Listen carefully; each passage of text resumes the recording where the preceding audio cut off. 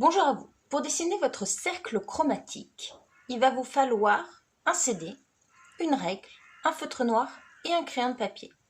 Première étape, définir les contours du cercle. Vous prenez votre CD et vous tracez les contours simplement. N'oubliez pas d'identifier le centre de votre cercle à l'intérieur du petit trou laissé par le CD. Une fois réalisé, vous tracez le diamètre de votre cercle. N'appuyez pas trop sur votre crayon de papier, on est là pour faire les marquages de construction. Une fois que vous avez identifié un premier point en haut du cercle, vous venez mesurer le rayon de votre cercle. C'est la distance entre le centre et le haut du cercle. En général, sur un CD, il fait 6 cm. À partir de là, il va falloir marquer sur le cercle, tous les 6 cm, un marquage. Vous positionnez votre règle le long du cercle, le 0 sur votre premier marquage et le 6 cm à la première intersection de votre règle et du cercle. Et vous continuez l'opération tout le long du cercle.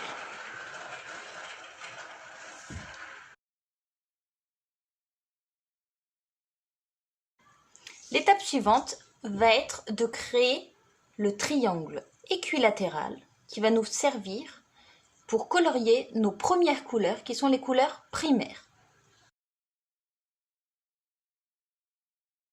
L'étape suivante va être de diviser notre triangle en 3 parties égales. Pour cela, vous tracez les traits du sommet du triangle en passant par le cercle, le centre du cercle, et allant vers tous vos marquages.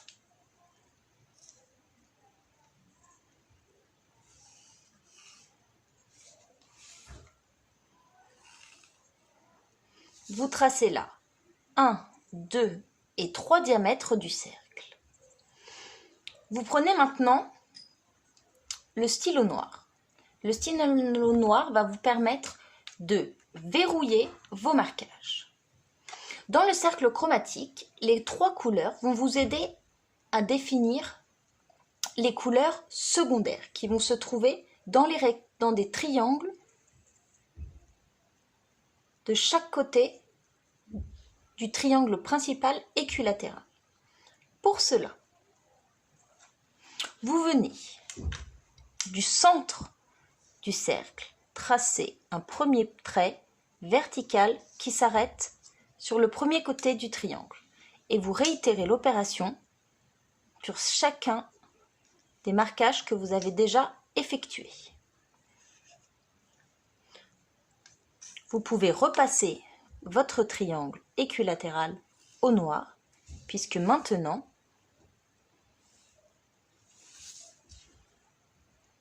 il est définitif. Vous pouvez gommer les traits de construction puisqu'on n'en aura plus besoin. Seuls restent les marquages pour pouvoir créer les triangles sur le côté du triangle principal. Pour cela, vous reliez les marquages sur le cercle à chaque sommet du triangle.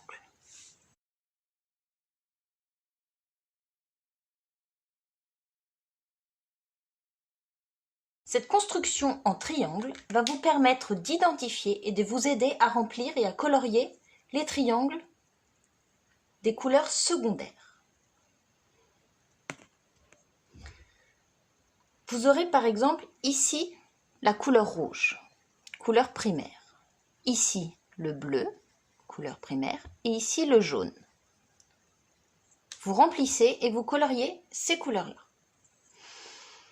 Pour trouver la couleur secondaire qui est fabriquée à partir du bleu et du rouge, il vous suffit de prendre vos 2 crayons de couleur, le bleu et le rouge, et de colorier le triangle de façon légère avec vos 2 crayons de couleur. Et vous aurez la couleur secondaire fabriquée à partir du rouge et du bleu, qui est le violet.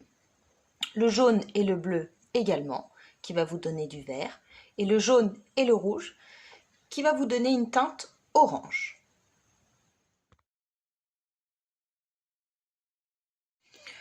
Une fois que vous avez colorié les 3 couleurs primaires, rouge, jaune, bleu, que vous avez colorié les couleurs secondaires, le violet, l'orange et le vert, en utilisant uniquement vos 3 couleurs, il suffit de colorier une première fois en rouge et de repasser au bleu par-dessus.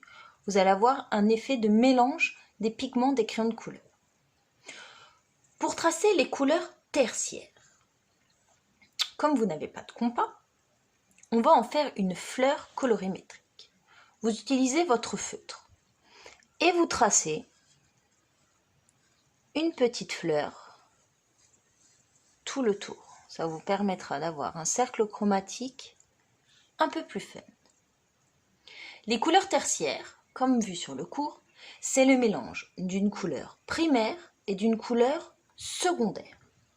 Pour cela, chaque partie va devoir être divisée en 3 parties égales, puisque la projection de chaque couleur dans son rectangle, dans sa zone de couleur, va vous permettre de trouver la couleur tertiaire au milieu. Pour cela, vous divisez en 3 parties égales l'espace entre chaque sommet des triangles que vous avez construits sur les premières étapes, comme ceci.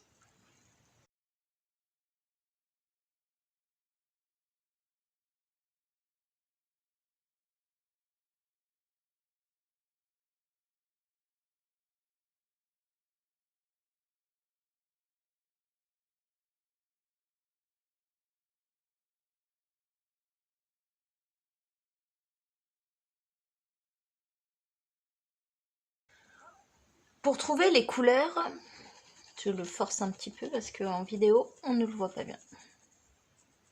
Le bleu.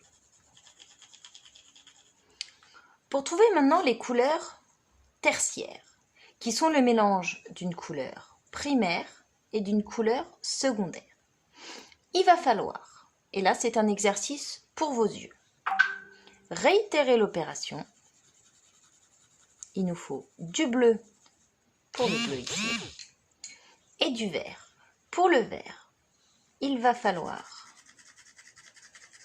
forcer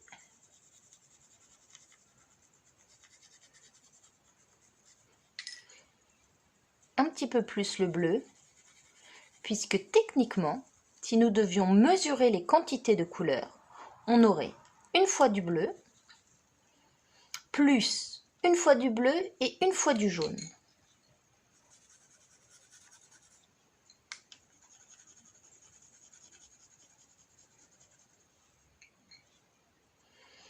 Pour la couleur tertiaire, entre le vert et le jaune, c'est pareil. Je mets une fois du jaune, une fois du bleu,